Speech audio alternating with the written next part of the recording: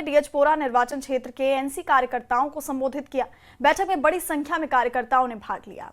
यहां उन्होंने कार्यकर्ताओं से पार्टी को मजबूत करने और लोगों के लिए काम करने की अपील की। घाटी में कड़ाके की ठंड को देखते हुए शिक्षा, स्वास्थ्य और सामाजिक कल्याण मंत्री सकीना इट्टू ने कहा कि दिसंबर के पहले हफ्ते से कक्षा 1 से 8 तक के बच्चों के लिए शीतकालीन अवकाश घोषित कर दिया गया है।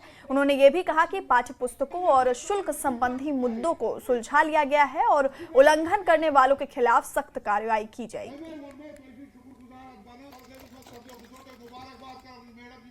हर माँ बाप यही पूछता है कि छुट्टियाँ कब होगी। जितने बच्चों को टेंशन नहीं है उतना उनके माँ बाप को टेंशन है कि छुट्टियाँ कब होगी।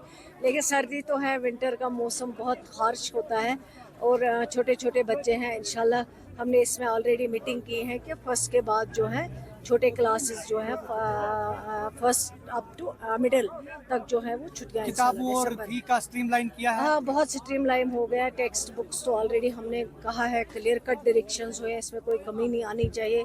यूनिफॉर्म के लिए ऑलरेडी डायरेक्शन गए हैं और जो शिकायत आई थी उसके लिए ऑलरेडी मीटिंग की गई है। बोर्ड के सेक्रेटरी की, बोर्ड के चेयरमैन की, सेक्रेटरी एजुकेशन की और जो बाकी इसमें कंसर्न है सीओज, उनको भी हिदायत दी गई जहाँ पे भी शिकायत आए किसी प्राइवेट स्कूल की तरफ, चाहे वो बुक्स के बारे में हो, चाहे वो फ़ी के बारे में हो, उसके खिलाफ एक्शन होगा, उसके खिलाफ कार्रवाई।